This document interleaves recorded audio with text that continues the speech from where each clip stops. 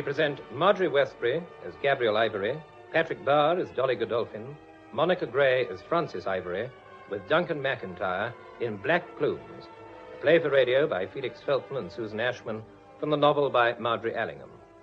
Black Plumes.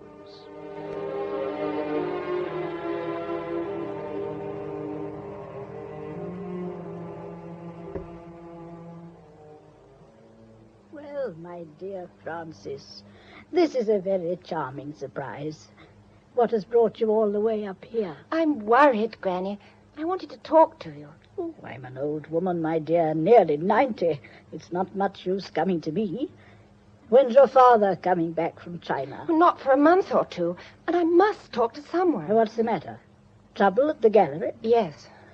I don't wonder, with Robert Madrigal left in charge. I never liked that young man. And why your insane stepsister married him, I can't imagine. How is he behaving? Well, he and Phillida are staying with me at number 38. Are they, indeed? Whose idea was that? Father's. He wanted Robert to be near the gallery. So Phillida's at 38, is she? Merrick didn't tell me that. You're finding it difficult to live with her, I suppose. I don't blame you. She is a bit neurotic. That's putting it mildly. What has she done now? Darling, it's not Phillida. I only wish it were. Granny, there's something going on. Oh, there always was. Yes, I know. But this is different. Things are being deliberately broken and destroyed. The staff's going to pieces. Peterson, the old commissionaire, has resigned, and even Miss Dorset's on the verge of it. Well, you can't blame them. Now, look here, my dear. You leave business to men. When I was your age, we thought it rather indelicate for females to understand business. That was imbecile, of course. But we were saved a lot of unpleasantness. You ought to be thinking about getting married. Phillida has no children. A mercy, of course, if there's anything in heredity. But someone must carry on. Come and talk to me about marriage, not business. All right, then. Robert has just told me I ought to marry Henry Luca. Luca? Wasn't that the little man who was rescued from Godolphin's expedition? Yes. But I thought he was a baggage man in charge of the camels, or was it mules? No, darling. Do be fair. Well, he did go out as Robert's batman, but that's nothing to do with it, and he's in the firm now. I just don't like him. Did this person have the impudence to ask you to marry him? There was nothing impudent about it, darling. Why shouldn't he? Even if he is a bit of a smart aleck. Why? Don't be a fool, girl. Your mother left you £200,000. That is a fortune. This camel man is presuming. Oh, but surely... I shall speak to Merrick when he returns. Are you staying for tea? No, thank you. I'd better get back to the gallery. Miss Dorset doesn't know where I am. All right, then. Dorothea will show you out. And for heaven's sake, take a firm line with this nasty little camel man, and with Robert as well. Oh, Miss Frances, thank heavens you've come back. Hello, Miss Dorset. What's the trouble? Trouble? A picture's been slashed, that's all. Slashed? Yes, I've been nearly frantic. Which picture is it? One of Mr. Field's. The big portrait of the Mexican dancer, number 64. Is David here? Indeed he is. He's upstairs with Mr. Robert and Mr. Luca now. Who discovered it? Old Formby. He says he went into the big gallery at 2 o'clock to speak to Mr. Robert, who was there with Mr. Luca, and everything was all right then. When they came out about 15 minutes later, he went back again and found the damage. Does he actually say that no one else was there except Robert and Luca, and that they were together? He does. But doesn't he see what that means? Don't ask me. I've worked for your father since I was 17, and it's a shame to see his wonderful old firm floundering in the hands of a lunatic, if nothing worse. I've never said such an indiscreet thing in my life, but it's the truth, and someone's got to say it. Don't worry yourself, Miss Dorset. I'll go upstairs and listen to what's going on. Well, what about it, Madrigal? Can your people downstairs patch it up? How long are they likely to be about it? Mr. Field, you can rely on us, absolutely. I can't tell you how shocked and horrified we are that this should have happened to a picture in our care. Mr. Luca here agrees with me. Don't give it a thought, Mr. Fields. We'll patch it up for you. It may be out of the show for a day or two, but that can't be helped, can it? You're insured, of course. Yes, naturally we are, fully. But in view of the particular circumstances, I mean in view of the slightness of the damage, I think a claim might hold up repair work unnecessarily. After all, the main thing is to get the picture back on show. Yes, I suppose so. Look here, Madrigal, exactly what sort of an accident was it? I have no idea. No idea at all. All right. I'm probably a fool, but get it repaired and back in its place by the end of the week, and we'll forget the incident. But meanwhile, for the love of Mike, do look after the stuff. These things are painted in blood and sweat. I can't let them be carved up indiscriminately. Quite. North is upstairs arranging for it to be taken down. Perhaps you'll go up to him, Luca, and impress on him that he must take every possible care. Oh, very well. It's a terrible thing to have happened. Terrible. Why, it's Miss Ivory. I didn't see you. Now, your turning up has quite cheered up my afternoon. Mind you wait, I'll be down in a minute. Hello, Francis. Robert? You've met Mr. Field, haven't you? Oh, I should hope so. She was my first client. I painted her when she was 14. The fee Merrick paid me got me to the United States. Hence my career. Hello, Francis, love. Hello, David. I'm very depressed. Someone's been sticking knives into my beautiful senorita. It's the insult that gets one down. Hey, what are you doing now? Come out and have a sherry. It's too early. Oh, is it? I can't get used to my hometown again after years of freedom. Well, never mind. Let's go and eat ice cream. There's nothing I'd like better. Fine. We'll go now before a little consequential return, shall we? I didn't think you'd be going out, Francis. Oh, but I am, Robert. I don't get a sound offer of ice cream every day. Shall we go? Poor woman, she's starving. Righto, Ducky. Do you think you can bear up until we get across the road?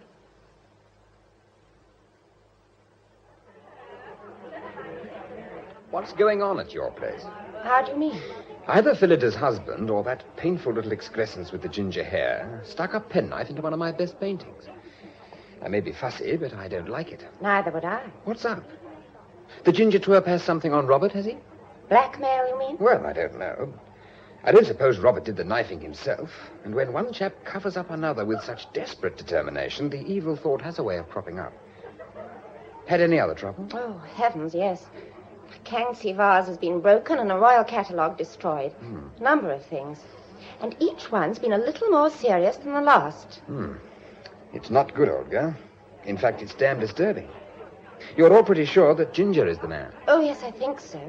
He's horrible. Well, who is he? Where did he come from? He went with Robert on Godolphin's Tibetan expedition. Ah, good Lord, yes, I remember.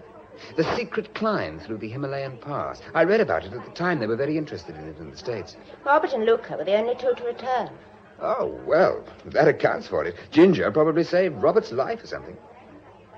Godolphin disappeared, didn't he? Yes, he'd broken his leg. And rather than encumber the other two, he disappeared during the night. They were at the edge of a ravine. A wonderful chap, old Dolly. Nobody but he could have persuaded your father to put up money for an expedition like that. But I can't exactly see Robert on that kind of adventure. It's odd, isn't it? The lamb returns, and the lion is left to bleach in the sun. Poor old Dolly. He'd have reveled in your present situation, by the way. Did you ever meet him? I saw quite a lot of him during the school holidays my last year. He and Phillida ran round together quite a bit. Ah, so they did. Your half-sister believed in numbers. Yes, but Robert stuck. The others drifted. Godolphin got lost, but Robert stuck. He would. He has a sort of nervy determination about him that really frightens me. Frightens you? Why? Robert wants me to marry Luca. Marry Ginger? I know it's absurd, but he has such an uncanny way of getting what he wants that I sometimes feel I might go mad and do it. This isn't serious, is it? I shouldn't stand for it. It's damned insulting. Robert's nuts, of course. Luca's such a little tick. Horrible. He makes a bit of a nuisance of himself, I suppose. That type can. They're unsnubbable. You don't like to go away, of course, because of the trouble. Francis, my love, you're in a mess. I'm afraid I am, rather. You know what you'd better do? What? Get engaged. That'll scotch all that nonsense till Merrick returns. Betrothal is old-fashioned, I know, but it has its virtues, like flannel. Any likely lad about? No one I could ask. It ought to be someone you know, or it might lead to marriage. When's your father due home? January or February. Oh, a long time. Phillida's just her own sweet self, I take it? Just about. Yeah. Well, suppose I take you out now and buy you a ring. What did you say? Well, not a violently expensive one, just decent enough to show the relations. Any good? Are you serious? Yeah, perfectly. And let's be clear about one thing. I'm not asking you to marry me, and I don't suppose I ever shall. Oh. No, you see, there's the question of money. I'm very sensitive about it. I once nearly killed an old woman who suggested I was a fortune hunter. Nonsense. Oh, yes, I did. Now, joking apart, I don't go back to America until April. So if you'd care for an engagement ring, we'll go out and buy one. What about it? Well, it would certainly settle one of my difficulties till Father gets home. Oh, but it seems such a frightful imposition. Anything to oblige an old client. That's a bet, then. We'll buy the ring, write to the newspapers, and tell the family. When the time comes, we can quarrel about the ballet or something. Meanwhile, stick to the story. That's the main point. You won't be upsetting anybody?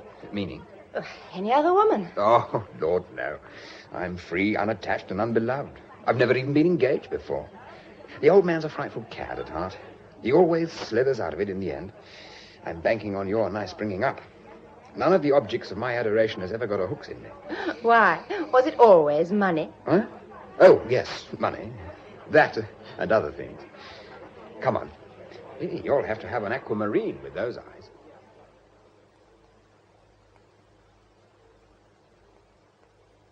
Good evening, Norris. Any messages? Well, I don't know if you were expecting her, but old Mrs. Ivory's here. Granny? Here at 38? Yes, miss. She came about an hour ago. Where is she now? In Mr. Merrick's room, miss. Her maid's looking after her. Why has she gone up there? She had words with Mr. Madrigal, miss. Where's Mr. Madrigal now? He's in the garden room. Right. I'll go and see him, darling, and get it over. Mrs. Madrigal said, would you go and see her when you came in, miss? I'm afraid she's very put out. All right, then. You cope with Robert, darling. I'll go up and let Phillida cry on my shoulder. Oh, Francis, it's all your fault. You asked Granny to come here. How could you? I did nothing of the kind. But you went to see her. She said so.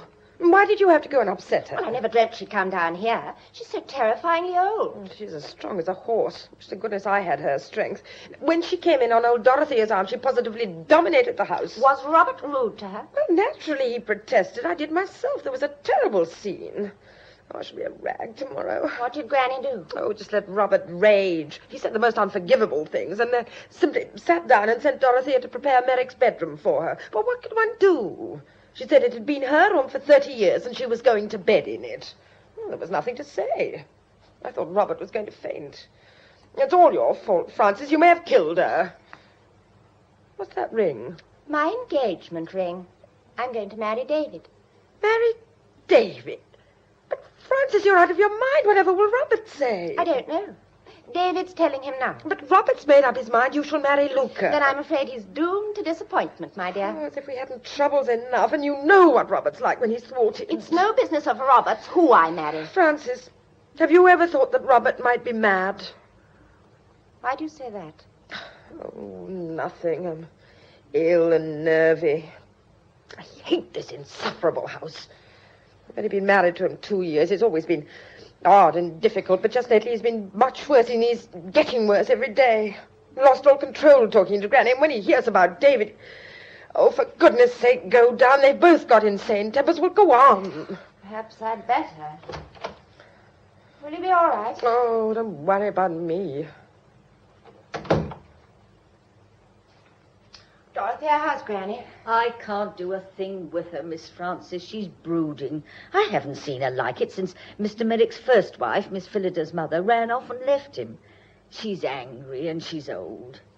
I wondered, should I send for a doctor? I don't see what good he could do. Well, I'll wait a bit and see how she is later. I'll go down in a minute and get her a mite of hot milk. She may take that and go to sleep.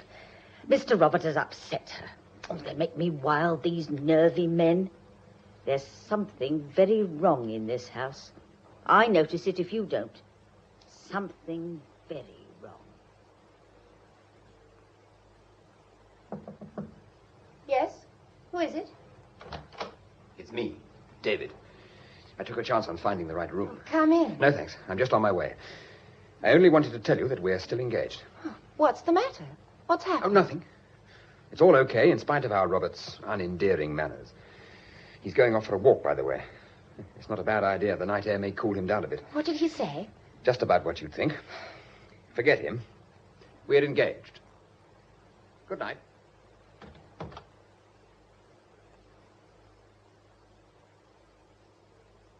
Good morning, Miss Francis.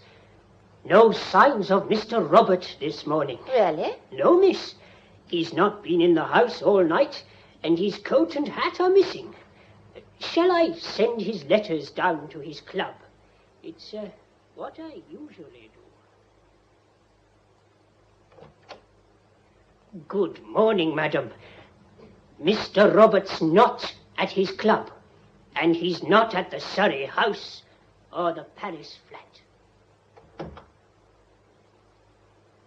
Where is he, Francis? Where is he? It's nearly a week now. Why doesn't he get in touch? What's happened? What's happened?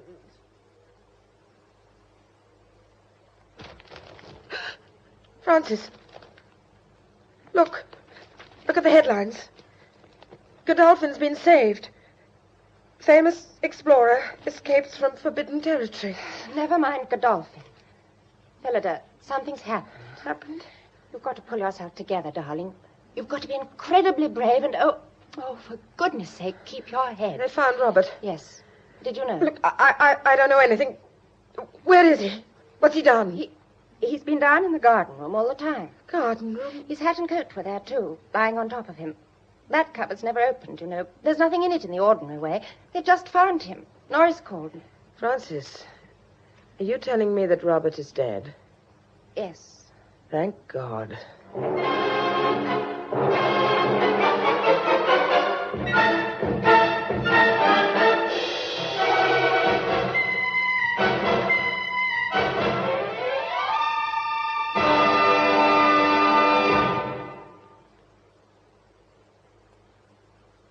Are the police here yet? Yes, darling. To think of the police tramping about in this house. Does Norris know how the man died? No. He just found him propped up there with his hat and coat on his knees. Who was the last to leave the house that night? David Field? No. Someone went out after him. How do you know? Because I heard the latch click when he went. And then about 10 minutes later, someone walked sharply down the passage from the garden room and went out of the front door. Oh, and Granny, Luca was in the house that night. I met him when I went down to the garden room. When you went down to the garden room? I went down to see how David and Robert were getting on together. I met Luca coming away from there. Oh, he was angry about something and quite insufferable. I went on down the passage, but the door was shut and I didn't like to go barging in, so I went down into the yard. And looked up through the window? Yes. Very sensible. Just what I should have done myself. And what did you see? Oh, they were just talking, you know. You saw them both? Yes, I did. Are you in love? No, I don't think so. Oh, I don't know. They say it's unlucky to marry for love. Some country saying, I think. It's very true. Did you see Field again that night? Yes. He came up to my room to say that we were still engaged and that Robert was going for a walk. To your bedroom? Yes, darling. Quite like a servant girl. Listen.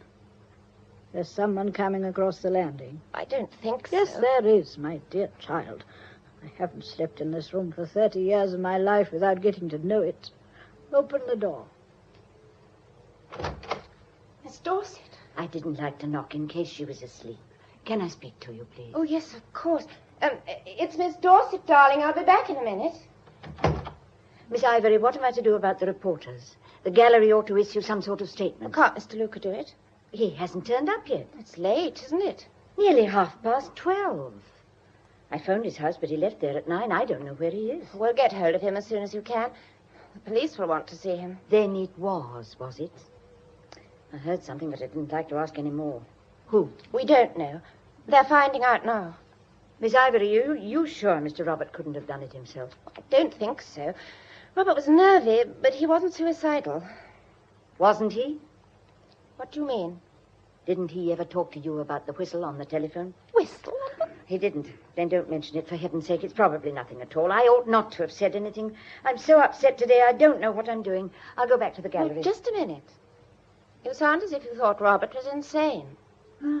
I did wonder. So would you have done, if you'd known him as well as I did. Hello.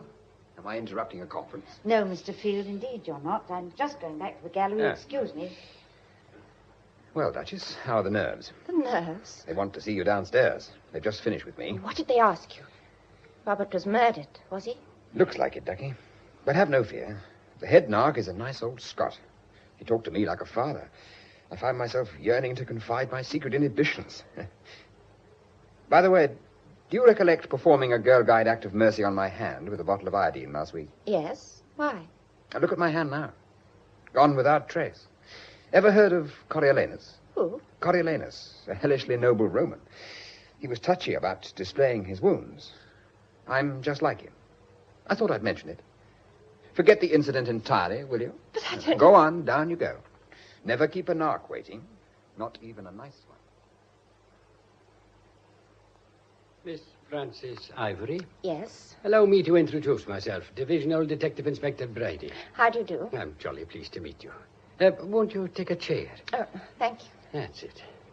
I don't want a statement from you yet, but I'd just like a wee word with you if the time's convenient. Well, certainly.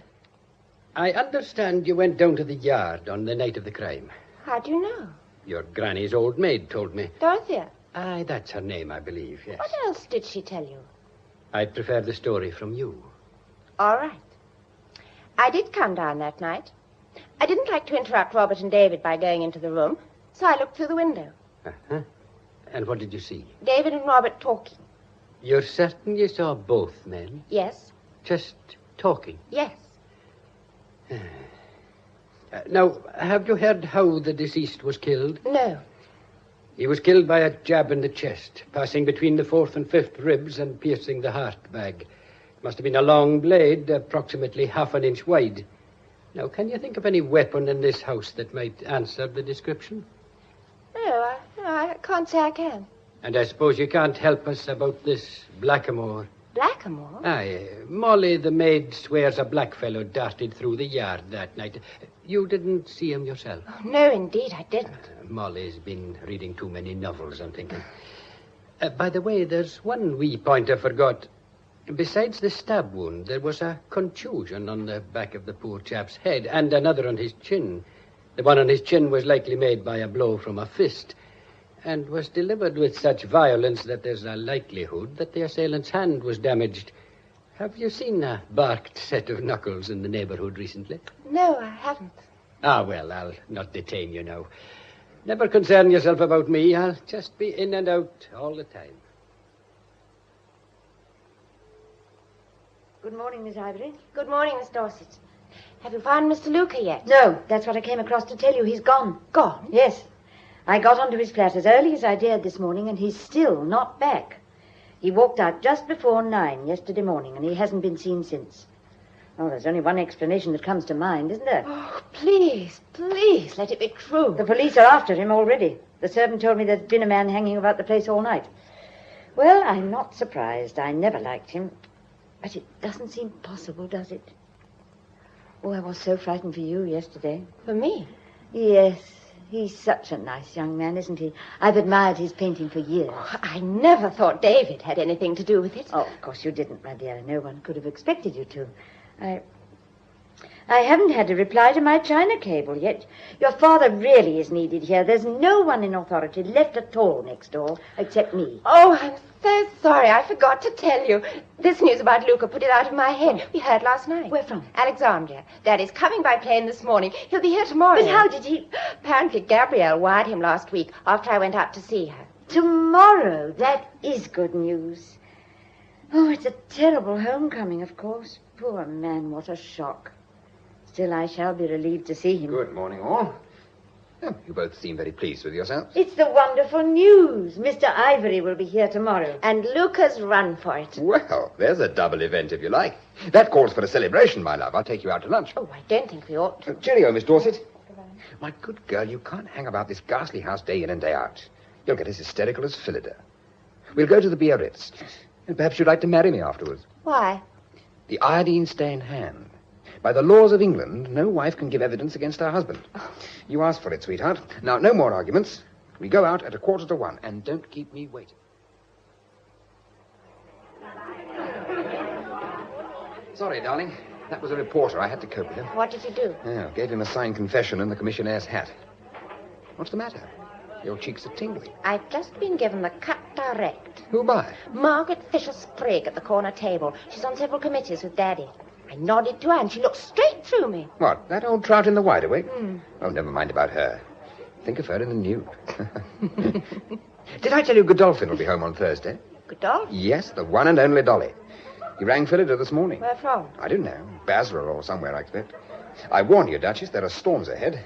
Button down your sou'wester and keep your chin in. What do you mean? Surely you haven't forgotten what he's like. A colourful bird. This sensational return from death is typical. If there's any stirring up to be done, Dolly's the man to do it. And talking of stirring up, where the hell are those waiters? Oh, Miss Ivory, I'm so glad you're back. There's terrible news. Why? What's happened now? Mr. Merrick is held up at Brindisi. Oh. What's the trouble? A case of yellow fever on the plane. They're all in quarantine. That means he'll be there for a fortnight at least. He sounded so upset on the telephone. Had he heard about Robert's death? He just read about it in the papers. I thought he was going to have a stroke, poor man. What a frightful homecoming for him then. Oh, Mr. Field, Mrs. Madrigal sent down word that you were going to see to everything with Mr. Worthington. That's the solicitor. You mean about the funeral? Yes, I'm so glad. I'd have done it, of course, but these things do need a man. I don't know why. All right, then. I'll go down and see Worthington now. You'll want it all very quiet, naturally. Oh, I think so. Old Mrs. Ivory must be consulted, but I should think as quiet as possible. I'll go and ask her, unless you'd like to, Miss Francis. No, you go, will you? I'll come up later. I want to word with Mr. Field. Just as you say. Phillida asked me, you know. Someone's got to do it for the poor girl. It's a horrible job. Look here, David. This entire business has got hopelessly out of hand. Oh, I was only trying to be useful. I'm talking about us. Oh. Wouldn't you like to call the engagement joke off? Well, I think you'd better. You saw what happened at lunch today. We're going to be the Piccadilly lepers. Oh, you clear right out of it. I'd like to. There's nothing I'd rather do. Very well, then. Go. Darling, you're lovely. All elementary and untrodden and violets down the path. It's disgustingly rare and painfully attractive. As a rule, this is the point where the old cad packs up. However, just take a look out of the window. See him? Boots and all. If I leave this house, he goes too. This is a solemn moment. For the first time in his life, the old man's trapped, Duchess. If he wasn't there, you'd go? You bet I would. Miss Francis, you'd better come and see your grandmother yourself. She doesn't agree with our ideas at all. All right. I'll go up now. Shall I come with you? I suppose so.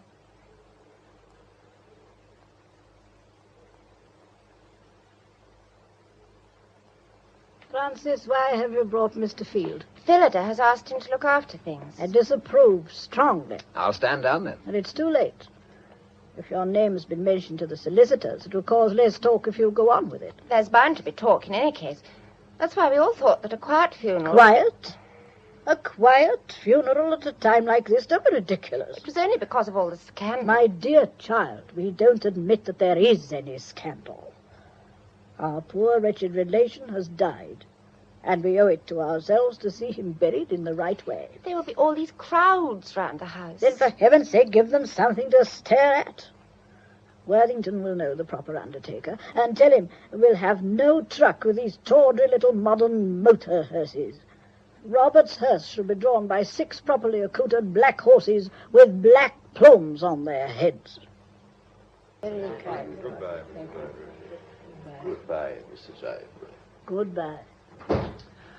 Oh, thank heavens they've all gone. At least they paid you the compliment of coming. Most of the people you asked just sent reeds. Granny was right, you know. Those horses were a magnificent sight. The undertaker told me he hadn't had those plumes out since before the war. Phillida behaved uncommonly well. Phillida can always be relied on to play a part.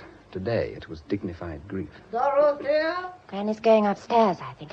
Oh, wait a minute. Here's Norris. He's looking a bit anxious. Mrs. Ivory, Mr. Godolphin is here. Godolphin? Mr. Godolphin. Show him in. Certainly, madam. Be ready for a shock. What he's been through doesn't make people look any younger. The papers said he was lame. Mr. Godolphin. My God. Forgive me. I've chosen quite the wrong time to arrive. Your man told me the news on the doorstep. I'm just off the plane. Haven't seen a paper or spoken to a soul. Came straight to Phillida, naturally. Naturally?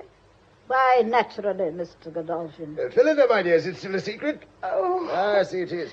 Well, are we to share this secret? Certainly. Phillida's my wife. We were married just before I went abroad.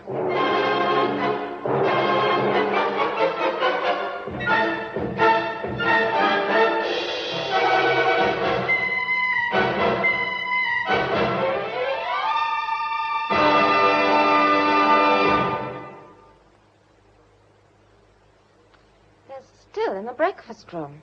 It's 40 minutes now. Do you think we ought to go in? Leave them. They're the two people it concerns. They'll come back when they're ready. You knew about this, Mr. Field. Yes, I did. I was a witness at the wedding. Phillida said it had to be done in secret because Dolly was broke or something equally undesirable, so along I went. It was just before I went back to America. But when you returned and found her married to Robert... I held my tongue. It was her affair, not mine. And as Dolly was dead, there was nothing in it. I did come and see her last week and implored her to get hold of Dolly and tell him. But when he telephoned, she funked it. So where do we go from here? He'll have to see reason. After all, it's quite clear how the thing happened. Listen, they're coming. Come on, Belinda. They're all here. Well? It's ghastly. There's only one thing to be done. I've been explaining that to my wife. We must all pull together and get this mystery cleared up, and then she and I must start afresh. How very sensible. And what will you do while the police are finishing their inquiries? Go abroad again? No, dear lady. I've just spent 3 years in a filthy Lamasserized cell, or correction cell, as they're pleased to call it, thinking of my home and my wife, and believe me, I'm not going to lose either of them again. I see. And what do you suggest? That we get on with the work at once and see the whole hopeless affair settled. Since it principally affects me, I'll do it myself. He doesn't understand. He wants to stay in the house. That is out of the question. I don't think so. Here you are, a house full of women completely at the mercy of the police. Your solicitor appears to be worse than useless. Field can't do much because he has no authority and isn't even a permanent resident in the country. You must have somebody to manage things. There's absolutely no reason why I shouldn't stay here as a guest and do what I can to clear things up. But, my dear chap, use your imagination. Don't ignore what's happened. Phillida married Robert in all good faith, and he's barely in his grave. I realize that. That's the one thing I do realize. I'm sorry, but you forget.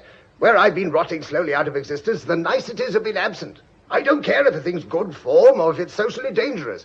I want to take Phillida away. She's my wife, remember, not Robert's. If she won't come or can't come away with me till this blasted mystery is cleared up, then I'll clear it up, and no one on earth shall get in my way. Is that plain enough? If you won't have me in the house, Mrs. Ivory, I'll stay in the nearest hotel, but if you've any sense, you'll use me, not frustrate me. Thank you for your kind offer. Yes, Mr. Godolphin, we shall be very pleased if you will consider yourself my son's guest for a few days. Thank you. You will behave like a guest, of course. You're very wise. Yes, I'll behave. I'm very tired. Now, Dorothea, I'll come presently, but not yet. First of all, there is something I have to say to all of you. I am an old woman. Half the time my mind wanders abominably. But at this particular time, I think I may be saying things more vividly than any of you because I have one great advantage. I am apart. My life is at an end. I do not care what happens to me or to anyone else. What are you trying to tell us, Granny? Simply this. You have all developed one great weakness during the past hour. You all share a secret, previously only known to Phillida and Mr. Field. Marriage, you mean? Yes, Mr. Godolphin, your marriage. Somehow or other, you have all got to keep this secret from the police. I don't agree. I'm against secrets. If we hadn't kept our marriage a secret, this wretched complication would never have cropped up. I say tell the police. Regardless of consequences? What consequences can there be? As far as I can find out from Phillida, poor old Robert must have died last Monday week, just about the time when I was lying under a mass of stinking goatskins being smuggled over the border in a mule train. As Robert died, I came to life. Phillida never had two husbands at once, so where's the immorality? Surely the police are human and reasonable. No, darling, no, don't tell them. Why ever not? You don't know. You don't understand. I think Robert guessed about you and me in the last 6 months have been hell, absolute hell. You see, Mr. Godolphin, Phillida should not be allowed to talk, should she? Anyone can see what's happened to Phillida. Robert happened to mention my name by chance one day, and that started up a neurosis. Look at her, poor darling. She's a massive hysteria now, and must have been for months. You can take me up now, Dorothea. My dear Mr. Godolphin, don't forget one thing. The police are very unimaginative. You must be careful. Given that story, they might almost consider poor Phillida had a motive, mightn't they? Your arm, Dorothea.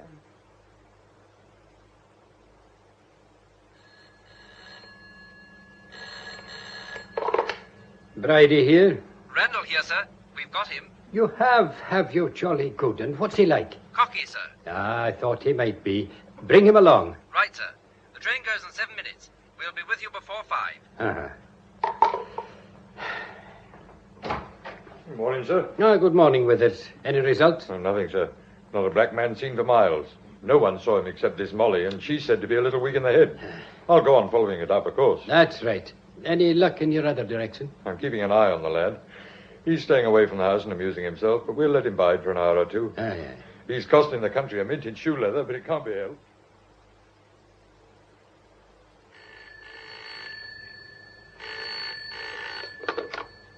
Hello? Hello, Duchess, is that you? David! Why on earth haven't you been round? Why haven't you been round? Oh, funk, I suppose. Will you come out and eat with me tonight? Oh, it's so embarrassing. But I rather thought we ought to meet. A gossip writer phoned me this morning to ask if our engagement was still on. Oh? What did you say? I was very upstage. Put on a nice blue dress and I'll fetch you at 7:30. Gabrielle says we're all to wear black for a month. Does she indeed? Good for her. Have you got a black evening dress? Yes. 7:30 then.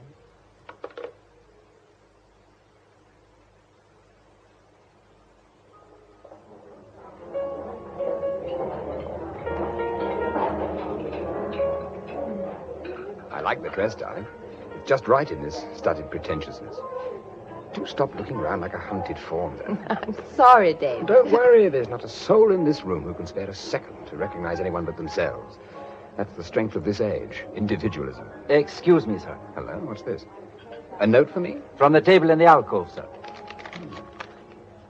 Well, I'll be jiggered. What is it? Dolly and Phillida would like us to join them for a drink. Oh, he hasn't brought her here. He has, the blithering idiot. What do they think they want? Oh, I don't know. Let's go and see.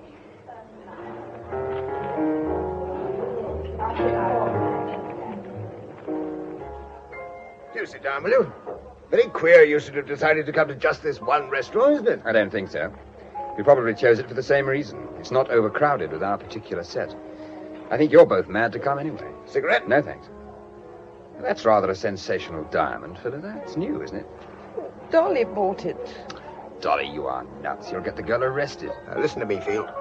I was going to talk to you tomorrow, but we could have it out here better than anywhere else. Francis ought to be in it, too. What's the trouble? This is straight. You can be absolutely frank with us. There's nothing we won't do for you, but we must have this thing settled. Did you kill Robert? My dear chap. That's not an answer. When you're fit to walk without that stick, I'll be happy to oblige you. I take it you're asking for horseplay. You still haven't answered me. No, Dolly. I did not kill him. You were the last person who could possibly have been with him. You came out of the garden room and told Francis he was going for a walk. That's common knowledge. I did. I thought he was going out. Damn it, I fetched his hat and coat from the hall for him. You fetched his hat and coat? Yes, I did. Oh, don't be so damn dramatic about it. I fetched his hat and coat and chucked them on the table for him. Why? Because he asked me to. Do you honestly expect anyone to believe that? No.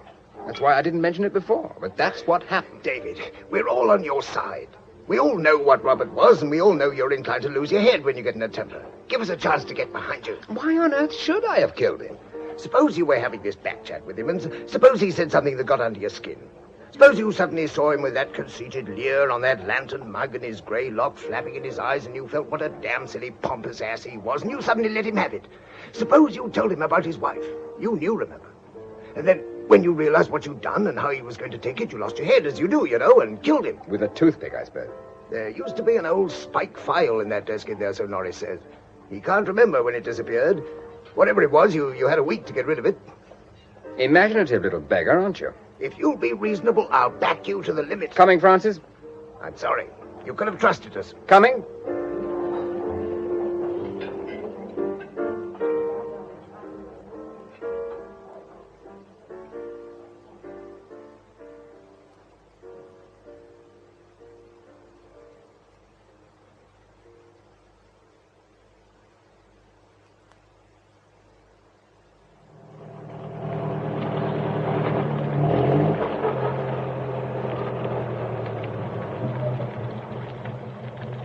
Well, here we are.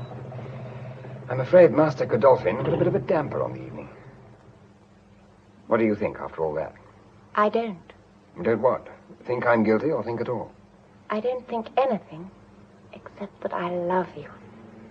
That's a blow below the belt, Duchess. Do you mean it? Yes. Darling, this is dangerous.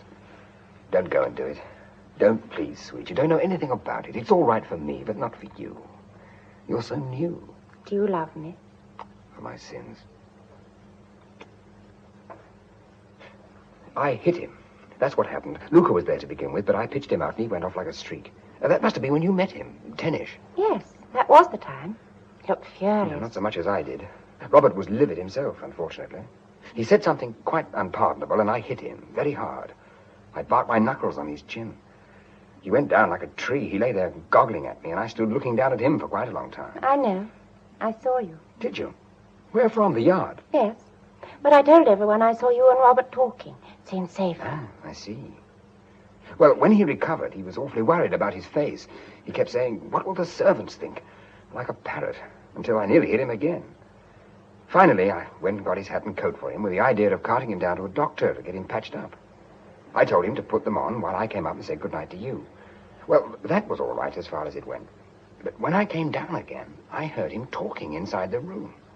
Well, I assumed that Luca had come back, and a deep feeling of no enthusiasm for them both descended on me. So I thought, oh, what the hell, and pushed off. When he didn't show up in the morning, I took it for granted he was hiding somewhere, getting his face presentable. Why didn't you tell them all this? Who, Dolly? No, the police. Oh, it wouldn't have been a good idea, would it? Luca had brought the entire boiling down on his head by clearing out. You weren't trying to shield Luca. No, naturally not. But I saw no point in going into a long story about what Robert had said and why I was irritated. In fact, you were shielding me. Oh, Duchess, if you make a hero of me, you're going to come such a howling cropper. I don't think I care very much about that. I don't believe you do. Heaven help us both. Oh, excuse me, Miss Ivory. Excuse me, sir. Oh, hello, officer. What can we do for you? I'm extremely sorry to disturb you. Yeah, that's all right. We were just coming in. There's a message from Detective Inspector Bridie, miss. He's very sorry to bother you, but he'd be most grateful if you'd step down to headquarters for a minute. At this time of night? Well, it sounds funny, I know, but he asked specially. I was to say it won't be for long. It's only regulations. Well, that's that. Better get going.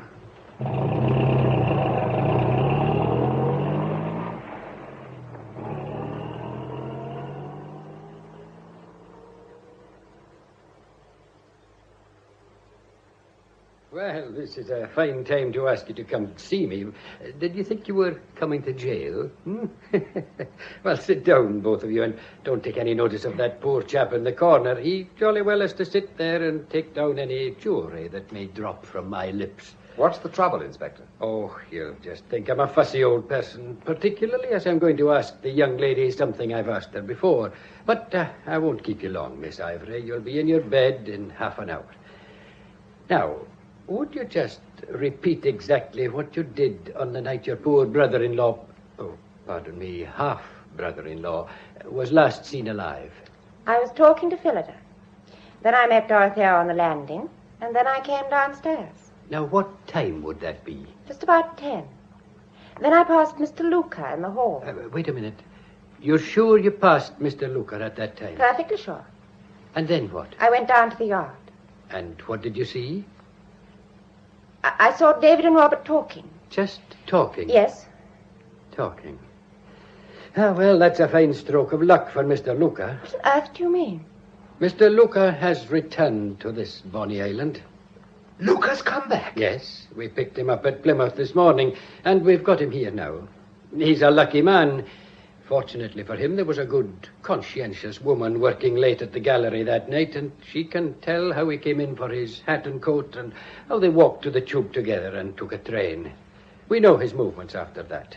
The woman gives him a grand alibi. Miss Dorset? Aye, that's she. She's an honest, sensible woman, isn't she? Oh, yes, she's all right. She's absolutely cast iron. There we are, then. Mr. Luca can sleep in his own house tonight. And it seems that you, Mr. Field, were the last one to see Mr. Madrigal alive.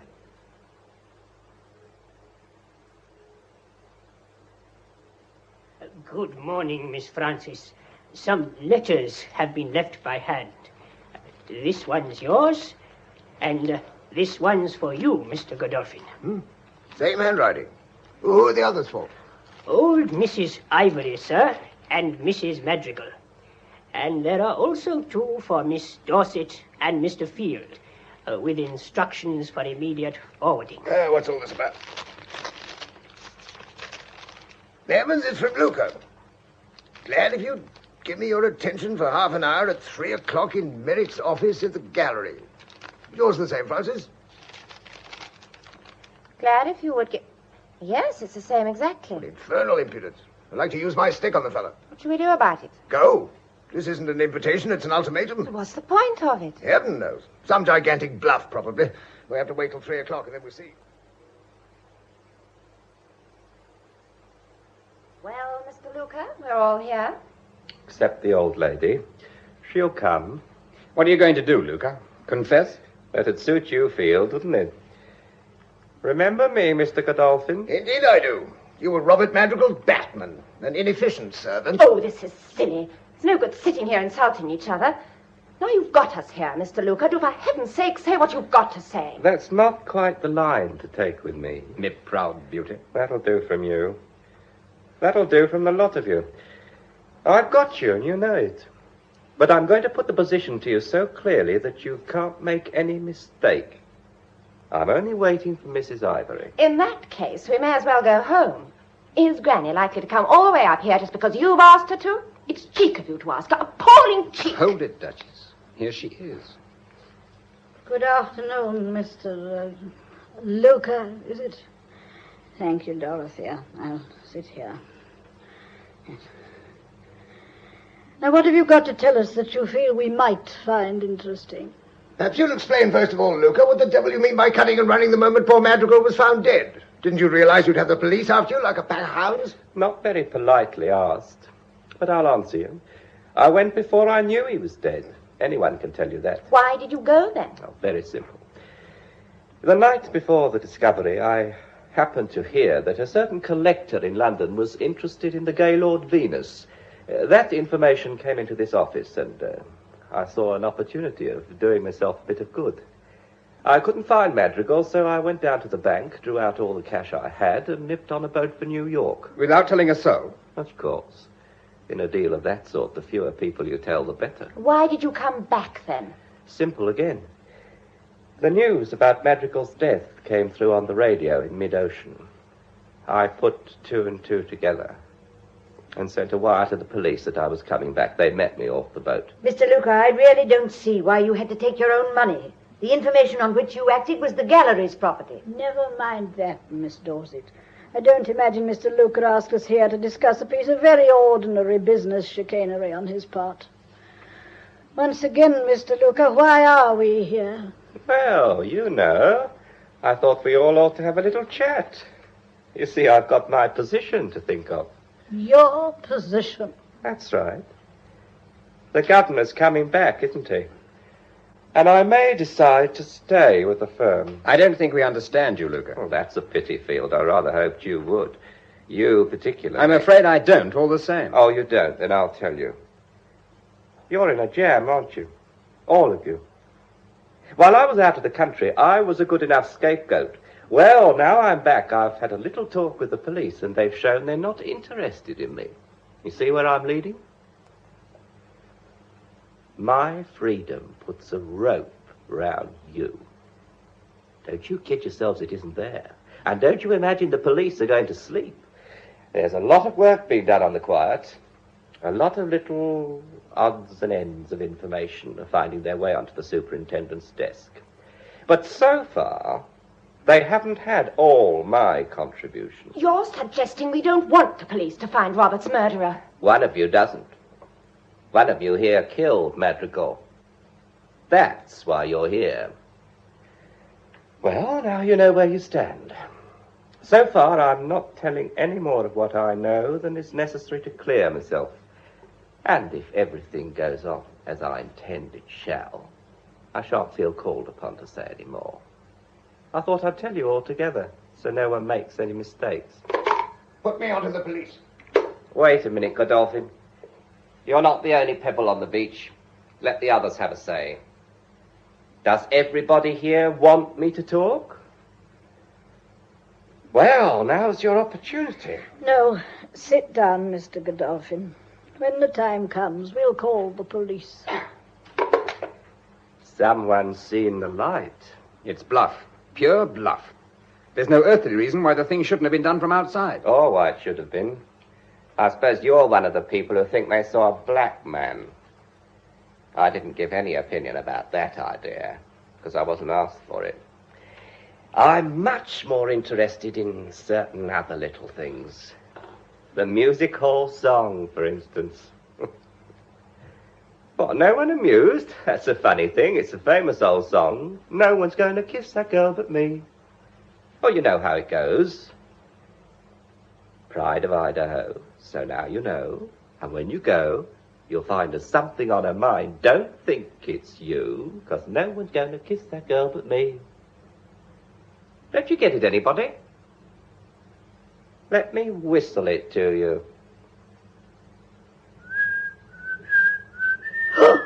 The whistle on the telephone. Was that it? Phillida, what are you talking about? I haven't been told about this. Ah, so you recognize it, do you? Miss Dorset, I'm speaking to you. You seem to have heard that tune whistled before. Yes. Yes, I have. It was about 8 months, no, nearly a year ago. A call came through from Mr. Madrigal here at the office. It was foreign and sort of constrained. Something about it made me curious, and I listened for a moment or two. That was all I heard. Just the tune, whistled like that. Then Mr. Madrigal hung up. He went out at once, and he didn't come back all day. I never saw him quite the same after that. Miss Dorset, that doesn't sound like you. I mean, it's a fantastic story. It's melodrama. Pull yourself together. What really happened? It's true. Phillida. Yes, it is. It often happened, or at least he thought it did, and it became an obsession with him. He used to dream about it. I thought he was out of his mind, and when I told Granny, she thought I was mad. And now Miss Dorset's telling you, and you're looking at her as if she was mad. Quick, somebody. Phillida, stop it! Stop it, stop it! All right. No need to go off the deep end, Phillida. If you all say it did happen, I'll accept it. I knew Robert pretty well, though, and I can't say I saw him as a nervous wreck. You saw he wasn't pulling a leg? Oh, you're on the wrong tack entirely there. Why'd you say that? Robert had changed.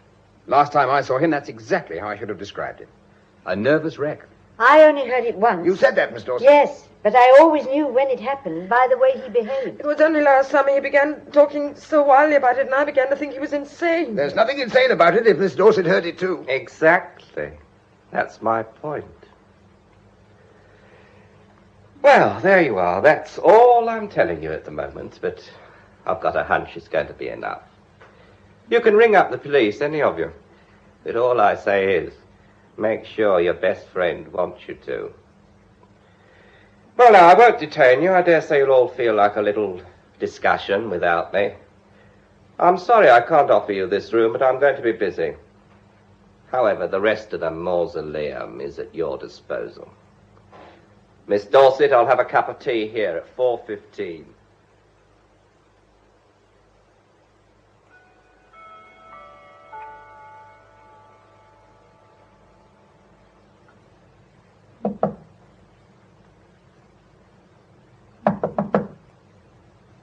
Mr. Luca, here's your tea. Can I come in? Mr. Luca?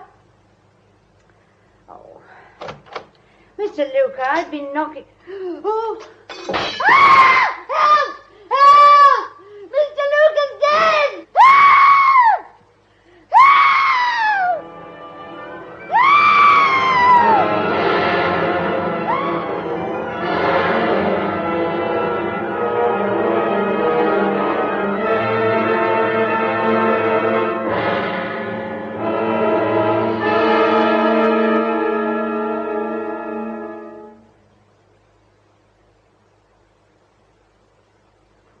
Mrs. Madrigal.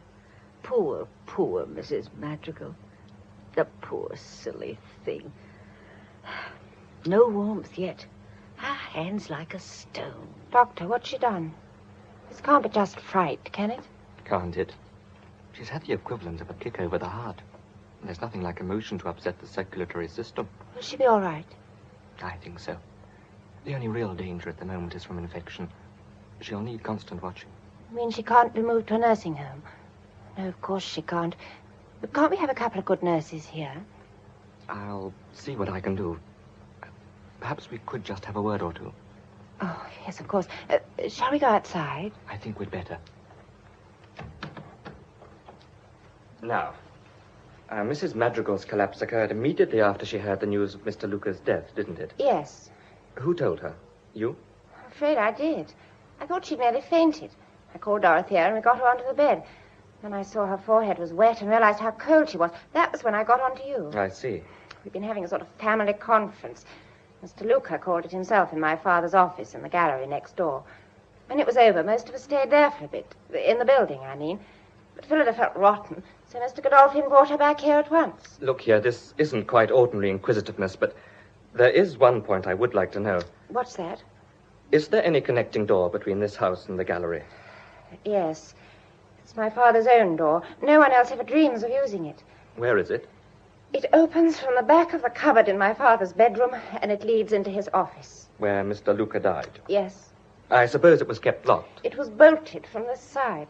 Who occupies your father's room now? My grandmother. But when Mr. Luca died, she was over in the gallery. Well, it's all extremely awkward. I shall have to make some sort of explanation to any nurse who comes, and we don't want anyone second-rate. May I use your telephone? Oh, please do. There's one in the hall. Sorry. Look here. Take my advice and lie down for an hour or so. I think I will. I'll be in my room. If I don't come and disturb you, it means the nurse is okay. All right? Thank you, Doctor. You're very kind. Doctor? It's not the doctor, miss. It's me, Dorothea. Oh, come in. I've just heard something I think you ought to know before anyone else. Poor Mr. Field. What's happened to him? Oh, be brave, my dear. They've got him. Oh, no. Molly got it out of the policeman on duty at the back door. They found his address and sent and took him down to the station. Poor Mr. Field. You won't believe it, will you? No, of course not. Oh, heaven. Now, don't sit there moping. You won't do no good that way. Is Granny asleep? Not when I left her. Very active she is. These things seem to stimulate her. You go and see her, dear. She'll make you feel better. I'll be seeing after Mrs. Madrigal. Nobody's looking after that poor doctor. He must think this place is a madhouse.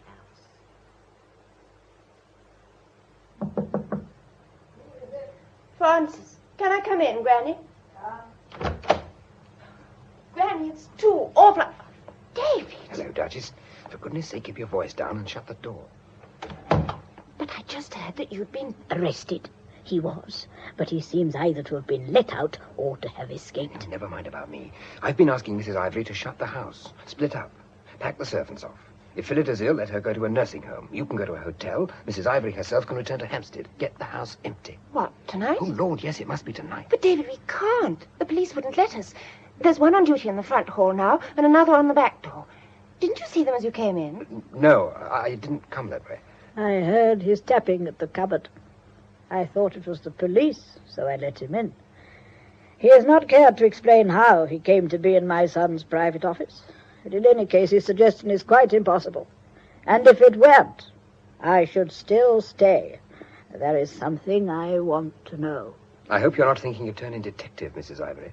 No, but I'm a very inquisitive old woman. And in all this dreadful business, there is one thing which strikes me as very strange indeed. What's that, Granny? First Madrigal, you poor wretched creature, is found dead with a wound in his chest. And then that abominable little baggage man dies in the same way. As far as any reasonable person can see, both crimes must have been committed by the same person, who is still either in this house or in the gallery next door. Well, we're all agreed on that. One moment. The thing that seems to me so extraordinary is this. Both houses have been searched over and over again, and no weapon has been found. Now, I find this so peculiar that I've given my mind to it, and an idea has occurred to me which may eventually explain a number of things. May we ask what it is? No, I am not going to tell you or anyone else, because if I'm wrong, then I have made a very serious and unjust mistake. So I shall stay here until I find out for myself. Now, what is the matter, Mr. Field? That's a very dangerous statement. Have you made it to anyone else? Have you? No, I have not. But you come to me with a suggestion, and I am explaining to you why I am not adopting it. And now, forgive me, I am tired. Francis will take you downstairs. Mrs. Ivory, you mustn't. For goodness sake, think of everybody else. One more day. One more day. David, what did she mean? One more day. Keep your voice down. Now, quickly, is there a fire escape to this house? Oh, David, no. Sorry, Duchess, but it can't be helped. Where's the boat hole? Up the back stairs, onto the roof, then over the parapet to the next house. The gallery? No, the other way. It's only offices, so there's no one there. The ladder goes down at the back. You'll have to drop the last 8 feet. Oh, be careful. Come with me. Where? Holland. God knows what I'm letting you in for, but come and we'll risk it. It's pure selfishness on my part. Why? Oh, darling, at such a time. Are you coming? Oh, how can I? Phillida is ill. Granny's alone. I can't. I must stay with them. Yes. Yes, of course. Francis, be careful. Don't hear anything, don't think anything. Turn yourself into a mindless vegetable and keep your grandmother quiet. Never let her be left alone, not for a minute. You're going to Holland? Oh, damnation, I shouldn't have told you that. That's the one thing you must never tell anyone, never whatever happens. Promise. Word of honor? Yes, yes, of course. Word of honor. Goodbye.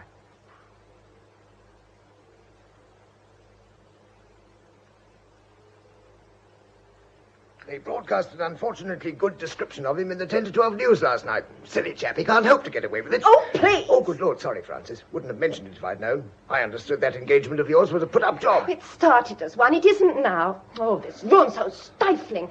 Can't we pull back the shutters? Want to have all those crowds staring at us? I'm not an animal in the zoo. I like my breakfast in peace.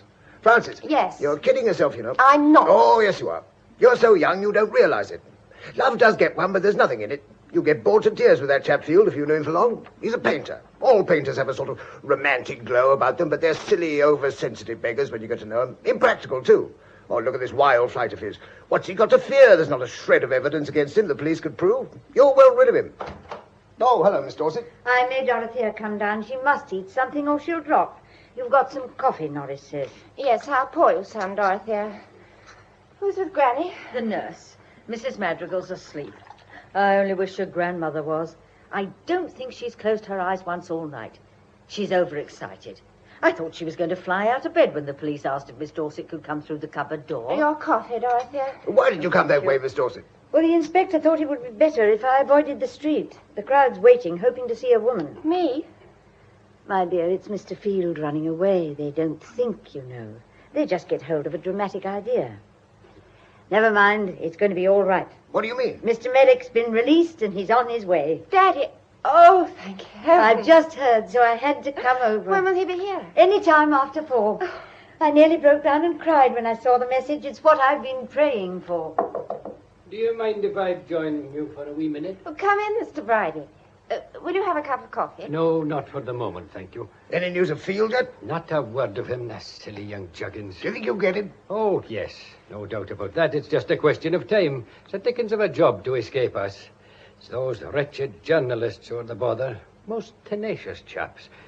There was one on the roof just now, and no young lady to help him either. Well, cheer up. It's a fearful business, but we're nearing the finish. I'd like to think so. There's absolutely no question about it. There's just a little anxiety for the next few hours, but you'll be able to sleep easy in your beds tonight without a chance of being murdered there. Can you say that definitely, Inspector? Quite definitely. 4 o'clock, that's the hour. We'll all know a great deal more about this jiggery-pokery by then. Oh, by the way, Miss Dorset, for your information, all the telephone lines in this house and the next have been tapped for some time. Right. I don't know why you should have to say that, I'm sure. 4 o'clock, then. That's 0 hour, is it? That's correct. And what are we to expect in the meantime? Nothing, please God. But I'll ask you all to be in the drawing room half an hour before that, as I have a few things to say to you. Everyone? Servants and all. Not old Mrs. Ivory. I'd very much like her there. No, she shan't. She's old. Her mind's not right. She'll work herself up and say things she doesn't know she's saying. You'll ask her down here over my dead body. Now, that's a wee bit rash of you, Miss Dorothea, because I've already asked her earlier this morning. Really? I explained to her that you'd be here yourself to look after her. Oh, Miss Dorset, are you leaving us? Well, I was going back to the gallery. There's a lot of work waiting. All right, then. We'll see you here at 3:30. Oh, you'll hardly need me. Just the same, I'd like you to be here. But I have an appointment just after 3:30. If you were thinking of meeting Mr. Merrick's train, I'll have to ask you to change your mind. I see there's an extension telephone in the corner. I'll arrange for all your business calls to be put through here. Very well. All right, then. Now we know where we are. Do what you like, but don't try and leave the house. And I'll expect you all in the drawing room punctually at 3:30.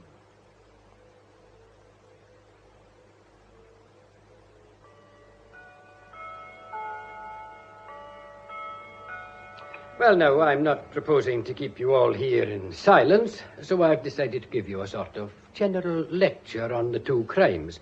And when I come to any bit I'm not so sure about, perhaps you'll give me your intelligent cooperation. Will you do that? All right. It sounds an admirable plan, Mr. Bridie. Thank you, Mrs. Ivory. Now, since you're none of you professionally skilled in the art of investigation, I'll commence my observations with a few general remarks. I want you to get into your heads a half-finished jigsaw puzzle. You can see by the shape of the hole which is left that you need a human head to complete the picture. A human head with a recognizable face. Oh, dear. What's that, Miss Dorset? Nothing. Please go on. The missing pieces of the puzzle are held by different individuals, and as soon as they're all on the table together, the little juts and corners will begin to fit, and the face will gradually appear. It's jolly ingenious. Jolly good work, sir. However, the first thing to do is to define the outline of the head. The background of the picture has to be built up, and the main art of this piece of construction is to weed out all unnecessary matter. Maybe I'm too complicated for you? On the contrary, we find you extraordinarily clear. Go on. I'm glad to hear it, ma'am. We'll now descend to the particular. A fortnight ago, Mr. Robert Madrigal was found dead, and on the same day, Mr. Henry Luca sailed for New York. As soon as he received word of the occurrence, he returned home and was examined by me, and I accepted his alibi. The next day, he called a conference of his friends and relations of Mr. Madrigal, and was himself mysteriously murdered by the same weapon which had killed his chief. We now cut out the unnecessary factor. The murder of Henry Luca does not merit our serious consideration. Why do you say that? Because he was a blackmailing scoundrel. We have evidence that during his lifetime, Robert Madrigal paid out considerable sums of money which coincided in amount and date with sums paid into Luca's account. What about the slashing of David's picture? That and other incidents before it were Luca's way of showing Mr. Madrigal that he was serious in some new and iniquitous demand. What was his hold over Robert? We don't know. But we do know that when he returned, he shared an almighty secret with someone else. He knew who had killed Madrigal, you see. When he called that conference yesterday afternoon, he made that fact jolly plain to someone in the room, and within an hour, he was dead himself. That's a simple story. What about the motive for murdering Madrigal? That's the first piece of the puzzle we need.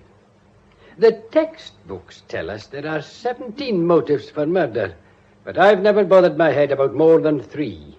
Love, money, and revenge. And the principal one in my experience is money.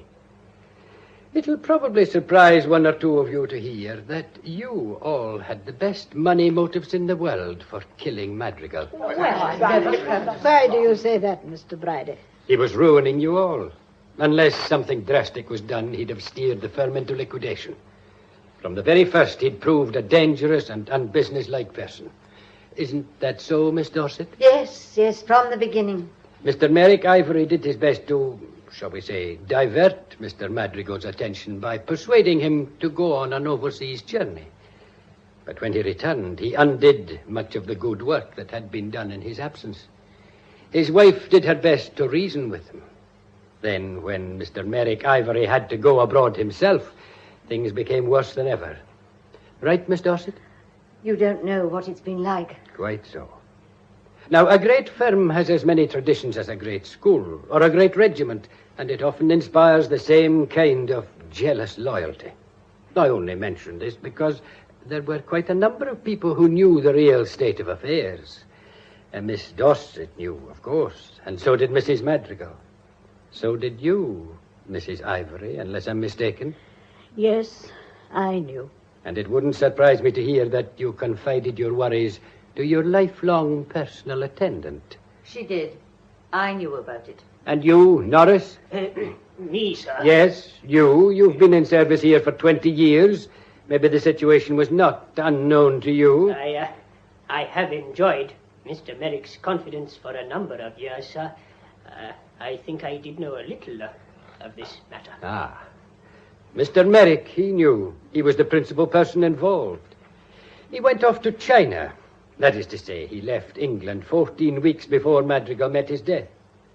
Now, when I was a young man, China was as far away as the stars. But with the coming of the new aeroplane, distance had ceased to exist, as you might say. Let me read you a few interesting facts. From Hong Kong to Bangkok, the flying time is only 14 hours. From Bangkok to Calcutta, only 9.5. From Calcutta to Karachi, 9. I protest. He's not here to defend himself. I'm only showing you how these days... You're not. You're making imputations. Take your call, Miss Dorset. Yes. Yes. Miss Dorset here. Yes, I did inquire. Messrs. Ivory Limited, Sallet Square. Yes. Yes. Yes, I see. Thank you. Well, did you get your answer? Yes. And your suspicions were correct? I don't know. Don't ask me. Poor body. We now have to consider the night of the crime. The last person known to have seen Robert Madrigal alive is David Field. You all know what happened. There was an argument between the two in the garden room. According to the evidence, Madrigal turned to Field and said, "You've waited a long time for a woman with money, and now you're not taking any chances, are you?" Not a very nice observation. How like him. David hit him, I suppose. He did. He hit him on the jaw, scraping his own knuckles and putting the man clean out for an instant on the floor. At least that's Field's story. But Miss Frances Ivory, who happened to be in the yard about that time, or a few seconds later, said she saw the two of them talking. Would you like to retract that statement, Miss Ivory? It's very clear why you made it. Yes, I would. Well, this method of sifting evidence is unorthodox, but it's remarkably efficient. We're getting on very nicely with our afternoon's diversion. The shape of the head is taking place before our eyes. Now, Field went into the hall and fetched Madrigal's hat and coat for him. The idea was to take him to a doctor and have him patched up. Then he went upstairs to say good night to his young lady. Then, he says, he came down and heard Madrigal talking to someone and, thinking it was Lucar, turned away. That is Field's statement. And you may feel, as I do, that it's highly unsatisfactory. Still, he admits handling the hat and coat, and that is highly significant. Anyone might have seen him do it, and this whole story might have been an invention of his to cover that contingency. One thing is clear to me, that the murderer threw the hat and coat into the cupboard after the dead man. No, you're wrong there. What makes you think that, Mrs. Ivory? I know you are, because I put the hat and coat over the poor wretched man myself. You didn't. You didn't. You don't know what you're saying. Be quiet, Dorothy. I told you she'd come out with things she didn't mean. Don't believe her. Don't you dare believe her. My dear Dorothea, you don't really think I killed him, do you? Oh, please sit down. The inspector is doing his puzzle, and I must contribute my piece. Will you tell us what happened, ma'am? Certainly. I went downstairs that night. It was my first evening in my old home, and I was restless. Dorothea had left me sitting by the fire. I got up and walked about the room and found I was much stronger than I had supposed. I made up my mind I would go down to Robert and talk to him. It was dark, but I know every inch of this old house, and I paused in the hall to listen. It was quite silent, but I saw the garden room door was open with the light on inside. So I went along there. I shouldn't have left you. I shouldn't have Oh, left you. do be quiet, Dorothea. The blinds were down, and at first I thought the room was empty. And then I saw the cupboard door was slightly open. Open? Are you sure of that, ma'am? Yes, slightly open. I went over and looked inside. Poor fellow, so undignified and grotesque. Did you touch him? Touch him? Of course not. It was perfectly obvious the man was dead. I have seen death too often to mistake it. I went across the room and I sat down to think. It was an awkward situation. Frances is a young girl, Phillida a neurasthenic. Obviously none of us was capable of handling the scandal of a police inquiry. I decided that Robert must wait until my son could return to see to things. Great heaven. And then I saw the hat and coat. Naturally, it occurred to me at once that if Robert vanished with his outdoor clothes, no one would look for him in the house. I placed them on his body quite reverently, and then I closed the door, using my shawl to cover my fingers. And then I rested a little and went back to my room. I told Dorothea to cable my son, but I didn't tell her the rest. But what a ghastly secret to keep to yourself all those days, ma'am. If you had lived when I did, my dear man, you'd have learned how to keep a great many secrets. That is what disgusts me about this present age. You have no mental discipline. A great many people sneer at the Victorians, but no other period had our face. I believe you, ma'am. Now, Wait, I have not finished yet. Some of your puzzle is filled in, Inspector, but there are still several pieces missing, and one of them is this. If Luca went away before he knew of Madrigal's murder, why on earth did he go at all? Oh, it's quite all right, officer. I'm very angry. I'll go straight in. That's Daddy's fault. Mr. Merrick, at last. Hello, everyone. Sorry I got held up. Nothing I could do. Hello, Godolphin. Hello, Millie. I heard you were back. Good to see you. Francis. Oh, Daddy, we've missed you. Bless you. Mother. Oh, my poor dear darling. How are you? Merrick. Oh. 0 hour. Sorry, sir. No one to be admitted. He's expecting me, officer. It's quite all right, I assure you. That's David. Here I am, Inspector. Just made it. Well done, Mr. Field. And what's your news? It was the one with the smallest moustache. Here's the picture. What is this? The smallest... Inspector, what's Field talking about? What's that photograph he's got? Can't we know what's happening? All in good time, sir. All in good time. Let me just go back for a moment to Mrs. Ivory's question. Why did Luca run away? Exactly. That's puzzled you all, hasn't it? Well, do you remember what else happened that day? The papers came out with the news of Godolphin's rescue. That's it. How do I come into it? Just possibly Mr. Luca was afraid of confronting you. That's an interesting theory. Why should he be? I'd like you all to have a look at this photograph that Mr. Field brought with him. Indian in a turban. I told you so. It's the man Molly saw. Mr. Godolphin, do you recognize that photograph? I see someone's been decorating my portrait. Your work, I suppose, Field. Very amusing, but what's the point? 5 people at Amsterdam airport recognized it as the passenger who arrived there on the day that Robert was murdered and who took the 5 o'clock plane out again the following morning. I'm sorry, Dolly, but you could have done it in the time. Can any European remember the difference between 2 Indians? Like 1 or 2 other people, Miss Dorset became suspicious when she discovered that Mr. Godolphin, who left England penniless, had returned from an unsuccessful expedition with money enough for diamonds and motor cars. Come on, Miss Dorset. Don't be frightened. Tell us what you found out when the Nestor Traders Association phoned you just now in response to your inquiry. I found that the Bank of India had guaranteed him up to £90,000 on the surety of someone called Habib ul Raput. Well, that's partly true. Raput Habib of Penang is a good friend of mine. I did him a service and he guaranteed me when I came home. But I'm afraid you're not going to get my face fitting into your infernal puzzle. Why on earth should I go to these energetic lengths to kill Robert in England? If I wanted to do the tick-in, I'd have had much more opportunity in Tibet. Hang it, I saved his life, didn't I? Did you? Did you? Well, surely you heard the story from Robert, Mrs. Ivory. I did, and I wondered. Wondered? Yes. In my time, I have met the kind of man who sacrifices himself to save his friends.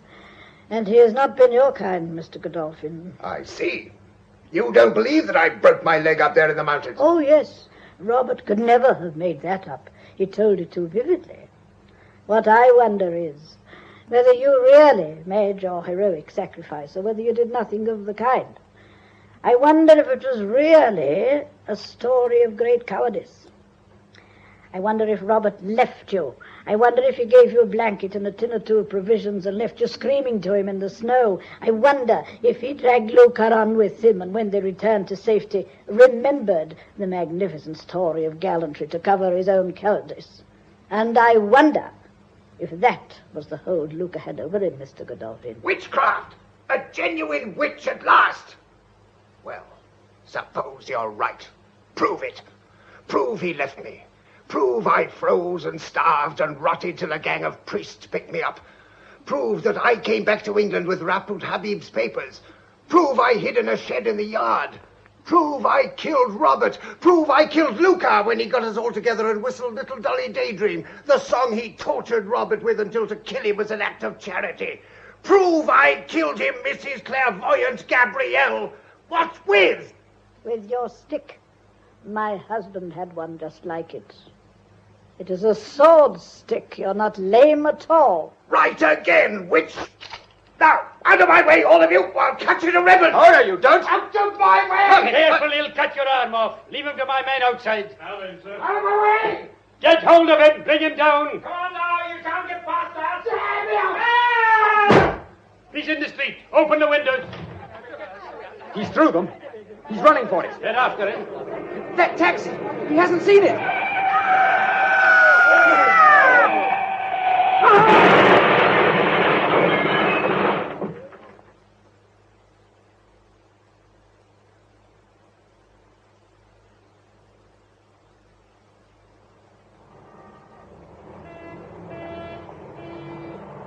Ironic, isn't it? Risks his life all over the world, and then gets knocked into the next one by a London taxi. Do you want to go in? Not yet. It's restful out here. Poor old Dolly. He had great provocation. And guts, too. Did Phillida guess, do you think? I'm sure she did. You knew, too, didn't you? Yes, I knew. When? That night he called us over to their table and accused me, do you remember? He worked himself up describing the scene and suddenly gave himself away. How? He talked about Robert's grey lock flapping in front of his eyes. Now, Robert went grey in the last 6 months of his life. He told me so. As soon as Dolly mentioned it, I knew he was describing a picture he'd really seen. I was so startled, I thought he'd seen it in my face. Where did you get the picture, Godolphin? From the foreman of the framing department. He keeps a collection of celebrities. I worked on the theory that when Molly said a black man, she might mean a high-caste Indian whose ancestors were discussing theology while her own were leaping from twig to twig. I was busy with my paints and things when the police came.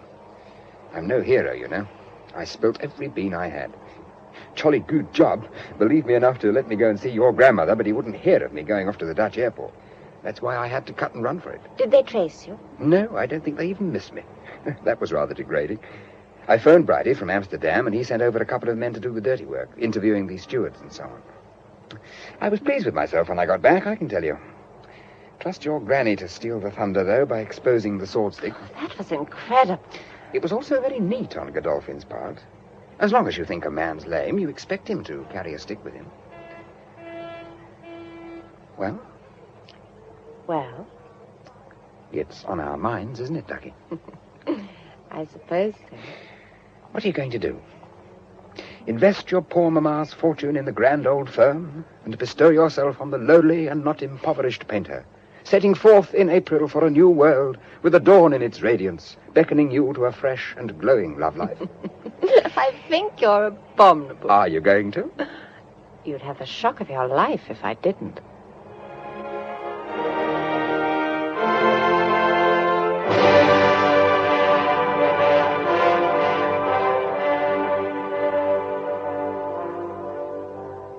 That was Marjorie Westbury as Gabrielle Ivory, Patrick Barr as Dolly Godolphin, Monica Gray as Frances Ivory, and Duncan McIntyre as Divisional Detective Inspector Bridie in Black Plumes, a play for radio by Felix Felton and Susan Ashman from the novel by Marjorie Allingham, with John Pullen as David Field, Mary Wimbush as Phillida Madrigal, David March as Henry Luca, Betty Hardy as Miss Dorset, Godfrey Kenton as Robert Madrigal, Ella Milne as Dorothea, Norman Claridge as Merrick Ivory, Timothy Harley as Norris, Glyn Dearman as a doctor, Hamlin Benson as P.C. Withers, Arthur Lawrence as P.C. Randall. The production, which was recorded, was by Audrey Cameron.